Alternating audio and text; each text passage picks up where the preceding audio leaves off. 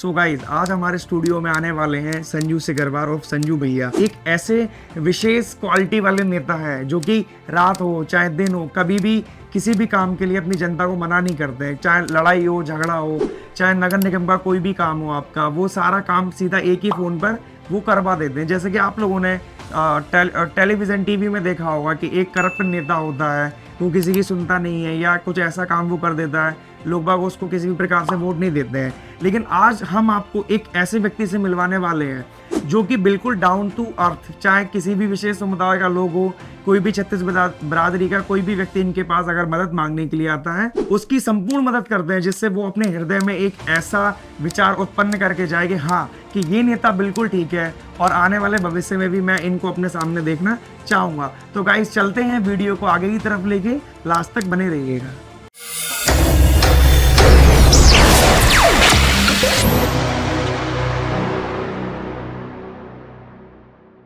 So guys कैसे हैं आप सभी लोग। आज रंग की बातें शो में आप सभी का फिर से स्वागत है। आज हमारे साथ आगरा की एक लोकप्रिय, एक असली नेता, जिसको कहते हैं दिखावटी नहीं बिल्कुल असली नेता, आज हमारे साथ आ चुके हैं।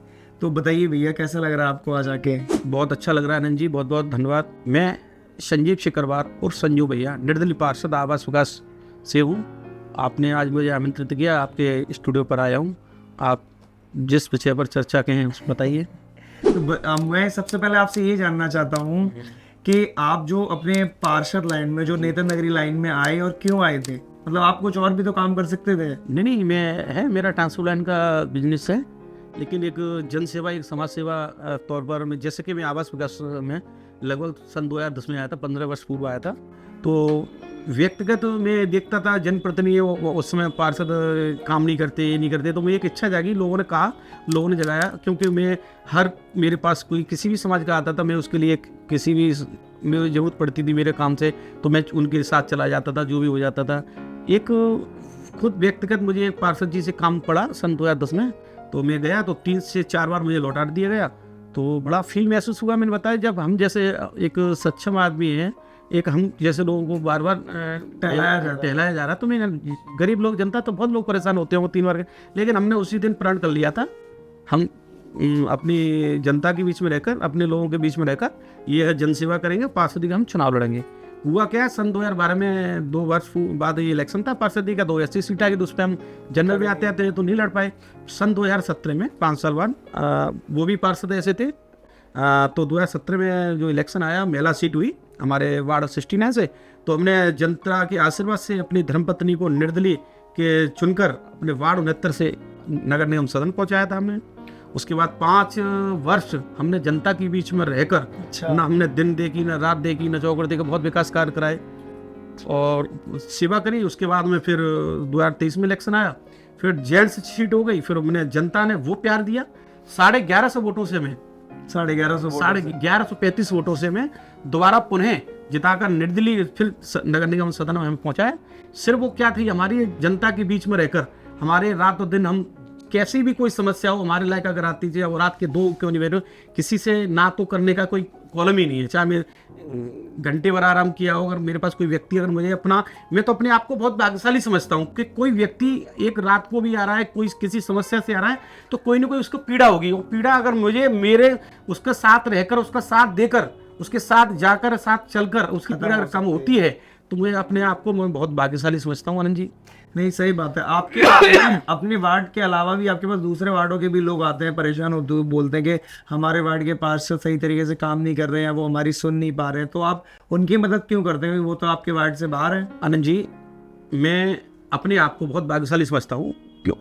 आवास विकास सेक्टर 1 से लेकर सेक्टर 16 तक लगता है, और आवास विकास के आसपास की जितनी भी क्षेत्रीय जनता है, चाहे किसी भी छत्तीस बरादरी का कोई व्यक्ति अगर मेरे पास आता है, मेरा एक शाम को पूरा नेम है 5 बजे से 9 बजे तक अपने कैंप कार्यालय सेक्टर 3 श्रीराम कॉम्प्लेक्स मेरा कार्यालय है, वहाँ बैठता हूँ। और किसी भी आय प्रमाण पत्र से संबंधित हो, निवास प्रमाण पत्र से संबंधित हो, आधार कार्ड से संबंधित हो, और अगर मेरे पास आए, मैंने उसको कभी ये नहीं पूछा कि आप किस वार्ड से आए हो और आपके पार्षद ने क्यों काम नहीं किया। मैं किसी के पार्षद के बारे में कोई टिप्पणी नहीं करूंगा, क्योंकि अपने क्षेत्रों में काम कर रहा हूँ। मेरे क्षेत्र की आवाज़ हर वार्ड में जा रही है, वो विकास कर रहा हूँ। मैं सुबह 6 बजे से 1 बजे तक अपने क्षेत्र की जनता के बीच में रहता हूँ। उसके बाद में अपने जो भी व्यक्तिगत मेरे काम है, उसके बाद फिर अपने नगर निगम की जो समस्या अपने सक्षम अधिकारियों के सामने पेश रखता हूँ। जनता की समस्या होती है विकास कार्य से, उससे भी संबंध है। उसके बाद में 5 या 6 बजे अपने कैंप कार्यालय पर आकर बैठता हूँ। उसके बाद में 9 बजे तक अपनी कैसी भी अपनी जनता जनार्दन को आती है, मैं अपने बाकायदा पूरा मान और सम्मान से बैठल कर पुनः उनसे पूछता हूँ, बताइए मेरे लिए क्या आते हैं। जैसा भी कोई अगर आता है कि मैं इस बार से आया हूँ भैया, उन्होंने मेरा काम नहीं किया, मैं किसी पार्षद के बारे फिर पुनः आपसे बोलूँ कोई टिप्पणी नहीं करूँगा। मैं अपने आप को बहुत भाग्यशाली समझता हूँ कि किसी ने क्योंकि उसका कारण क्या है। अगर किसी दूसरे वार्ड का व्यक्ति अगर मेरे पास कोई आनंद जी काम कराने आ रहा है तो उसका कारण क्या है कि किसी कोई ना कोई मेरा एक अपना होगा, उसने मेरे पास भेजा होगा, उसको उसकी जिसने भेजा है वो भी मेरा कहीं ना कहीं उसके लिंक में होगा। उसने मुझ पर भरोसा किया कि मैं संजू सिकरवार जी के पास भेज देता हूँ, ये मैं गरीब का किसी का या किसी का ये काम हो रहा है, मोहर लगानी है या लेटर पैड लिखना, तो मैं तो बहुत भाग्यशाली समझता हूँ। और किसी भी के मान सम्मान मैं अगर किसी ने भेजा हो तो मैं इसको व्यक्तिगत नहीं जानता हूँ। अगर किसी का कॉल भी आता है, अननोन नंबर भी होता है, भैया मैं आपको संजू भैया मैं आपके कैंप कार्यालय पर भेज रहा हूँ, इनके आधार कार्ड मोहर लगनी है, लेटर लिखना है, मैं तुरंत कार्य करता हूँ।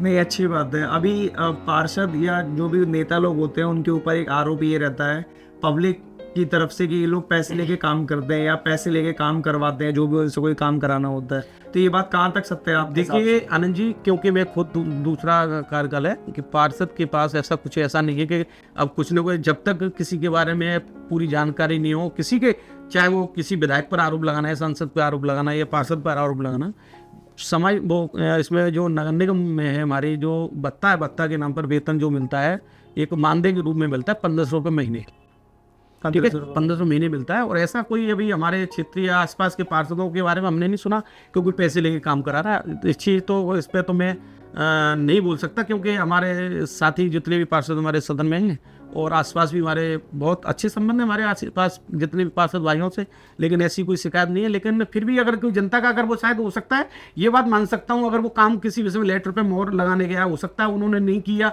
ये वो घर पर ना हो, ये इसके लिए मना कर सकते हैं। लेकिन कोई इसमें भ्रष्टाचार तो इसमें पार्षद के कार्यकाल में ऐसा कुछ है नहीं कि कोई भ्रष्टाचार से संबंधित कोई पार्षद के हाथ में ऐसा कोई हो। सिर्फ पार्षद अपनी नगर निगम की नाली, रोड, खरंजा, पार्क, साफ सफाई की समस्या जनता पार्षद को लिखकर देती है। वो शिकायतें अपने लेटर पैड पर लिखकर अपने नगर निगम सदन में रखते हैं, अपने सक्षम अधिकारी सामने रखते हैं, आगरा महापौर माननीय हेमलता दिवाकर जी उनके सामने पेश करते हैं और समस्याओं को समय लगता है और धीरे धीरे समस्याओं का समाधान होता जाता है। और लेकिन पार्षदों पर ज़्यादा निधि भी नहीं होती है, प्रस्ताव होते हैं, निधि तो होती है सांसद जी पर होती है, विधायक जी पर होती है, उनके पर्सनल सारे वो होते हैं। लेकिन पार्षद एक बहुत छोटी सीढ़ी है, इस सीढ़ी से कहीं भी आप डाइवर्जन कर सकते हैं। लेकिन भ्रष्टाचार से संबंधित किसी भी, मैं अन्य कह रहा हूँ, किसी आसपास में किसी भी इसको स्वीकार नहीं कर सकते कि ऐसा गलत है कि कहना लगा किसी भी नहीं, ये गलत है। तो आपको सर यहाँ तक आने के लिए सबसे ज़्यादा चुनौती जो थी आपको इस पद तक आने के लिए, वो आपके लिए क्या थी सबसे बड़ी चुनौती? देखो, चुनौती तो बहुत सामने आती है। पहले इलेक्शन भी चुनौतियाँ मेरे पास आई, वो भी मैंने स्वीकार की। उनको चुनौतियों को धकेलते हुए छाता चुनाव जनता नगर निगम सदन पहुँचे। फिर दूसरी बार हमारा कार्यकाल जो चुनाव आया, बहुत चुनौतियाँ सामने आई, बहुत पीड़ा देने का हमको काम किया। लेकिन जब जनता जनार्दन का संजू भैया पर आशीर्वाद और माँ पीताम्बरा का आशीर्वाद, जनता का आशीर्वाद होता है, उसका कोई चुनौती, सब चुनौतियाँ फेल, सारी चुनौतियाँ फेल उसके आगे। बड़े लोग, बड़े नेताओं ने या बड़े लीडरों ने आपको किसी तरह का कोई दबाव दिया हो समय पर जब आप पार्षदी का चुनाव लड़ रहे थे अपने क्षेत्र से?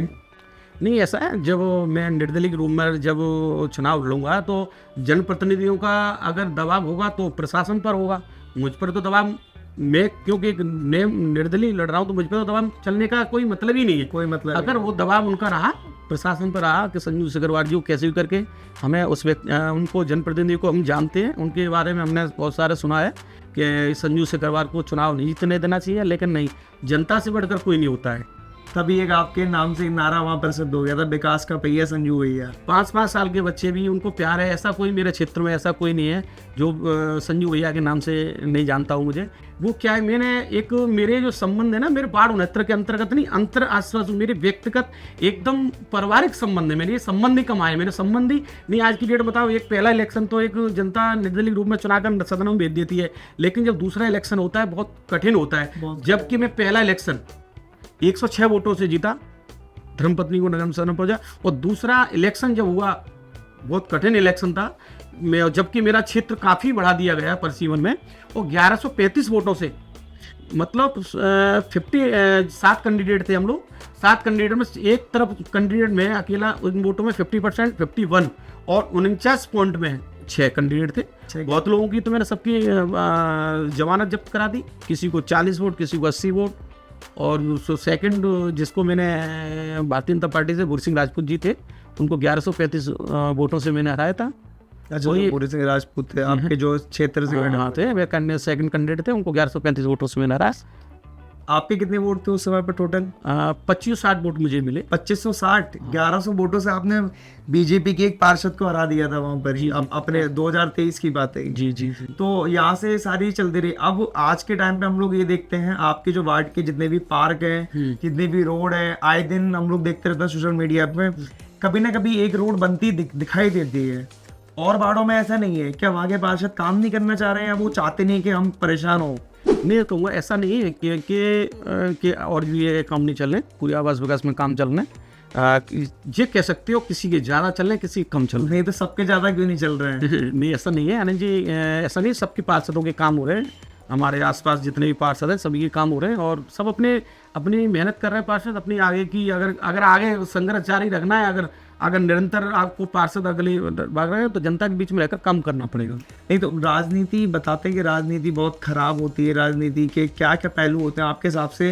राजनीति कितनी खराब है? देखिए ऐसा है, वो तो आप जो आनंद जी, मैं आपको बता दूं, राजनीति खराब उन लोगों के लिए होती है जो गलत दिशा में दौड़ते हैं। गलत दिशा में? ठीक है, राजनीति और समाज सेवा का मतलब ये होता है कि किसी की हम सेवा करना, कोई परेशान को हम किसी को आसरा देना, किसी की मदद करना।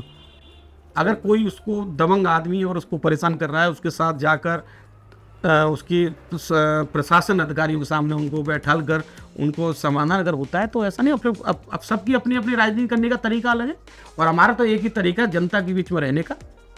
और अपने वार्ड 69 नहीं, मेरा उत्तरी विधानसभा, मेरा एक पूरा परिवार है। उत्तरी विधानसभा के आसपास के जितने भी अन्य, अगर मेरे पास कोई ऐसा नहीं है कि मैं बाढ़ आसपास के भी एरिया, मेरे पास अगर लोहा मंडी का भी मेरे काम कराने आता मैं करता हूँ। अच्छा, अगर कमला नगर से आया तो करता हूँ, सिकंदरा से आया तो करता हूँ। मेरे पास किसी अगर कोई आया तो मैं तो अपने आप को भाग्यशाली समझता हूँ। और ये मेरा ये कार्य और जनता के बीच में रहकर ये निरंतर है। सुबह से मेरी प्रक्रिया है, सुबह 6 बजे से 6:30 मेरे कर्मचारी आ जाते हैं, उनको अपने अपने काम पर व्हाट्सअप के माध्यम से शिकायतें आती हैं, उनको तुरंत वहाँ पर अपने कर्मचारी को भेजना, सुपरवाइजर को आदेश देना जाना। और फिर जब तक मुझे तसल्ली नहीं होती, जब तक जिन की कंप्लेंट अगर मेरे पास आई है आनंद जी, तो मैं उनको खुद स्वयं जाके न पूछ लूँ, उनकी बेल बजा के अगर सो रहे हो तो अंकल जी जैसे कि मैं आपकी कंप्लेंट, मेरे पास लड़की आ गई, हाँ अब काम हो गया। तो जब तक मेरा दिल अंदर से संतुष्ट नहीं होता है, मेरा एक, क्योंकि मैं अपने आप को भाग्यशाली इसलिए समझता हूँ, सेकंड बार मुझे जनता ने आवास विकास में, वो भी एक भारतीय जनता पार्टी का, भाजपा का एक गढ़ होने में, उसमें जनता ने अगर मुझे चुनकर नगर निगम सदन पहुंचाया तो बहुत बड़ी, उन्होंने भी बहुत कहा, लेकिन खरा उतरूँगा, पहले भी खरा उतरा हूँ 5 साल, जब भी मुझे जनता ने चुना, और आगे भी जनता के बीच में खड़ा रहकर कार्य करूँगा। नहीं, बिल्कुल सही बात है। तो अब आपके भविष्य के क्या प्लान है? आप पार्षद बनने के साथ साथ और आगे क्या करने वाले अपने साथ? अनंत जी, बाकी मेरा कार्य निरंतर जारी है।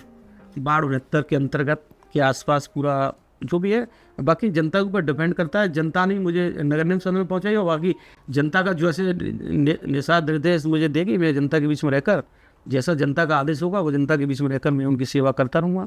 भारतीय जनता पार्टी जो इस समय पे आई है, और इससे पहले भी जो और भी पार्टी के मुख्यमंत्री रह चुके हैं, उस समय में भी ये कहते थे कि क्राइम बहुत बढ़ रहा है, ठीक है, रेप केसेस बहुत आ रहे हैं। अब क्या भाजपा का ये कहना है कि भाजपा के समय में ऐसा कुछ हम लोग नहीं होने देंगे, तो गुंडा राज खत्म कर देंगे। और जबकि किन्हीं लोगों से जाके हम लोग पूछते हैं कि ऐसा क्या हो रहा है सच में, वो लोग ये कहते हैं कि उल्टा ये चीज़ें बढ़ रही हैं, गुंडागर्दी बढ़ती जा रही है, तमाम तरीके के क्राइम बढ़ते जा रहे हैं, तो इस पे आपके हिसाब से क्या चीज़ होनी चाहिए? नहीं, क्राइम तो कम हुआ है आनंद जी, ऐसा नहीं कि क्राइम कम हुआ है। अच्छे अच्छे जो क्राइम जो उनका काम ही था क्राइम करना, उनको साफ कराए भी साफ कर दिए। माननीय योगी आदित्यनाथ जी को मैं बहुत मानता हूँ, क्योंकि एक संत हैं वो। सही बात है। तो क्राइम तो कम हुआ है, क्राइम कम हुआ ये तो बात से। और अब योगी जी के नाम से धड़धड़ाते हैं सनी। हाँ, राजनीति बातें जान के और एक जो लीडर होता है, रियल लीडर होता है, आपने वो सारी चीज़ बताई हैं, तो मुझे काफ़ी ज़्यादा अच्छा महसूस हुआ आपकी ये सारी बातें जान के। तो वापस से कुछ नई बातें हम फिर से करेंगे कुछ समय के बाद में। आप अपना कीमती समय निकाल गया है, आपका और मेरी तरफ से आपके लिए विशेष धन्यवाद है। आपके लिए बहुत बहुत धन्यवाद आनंद जी।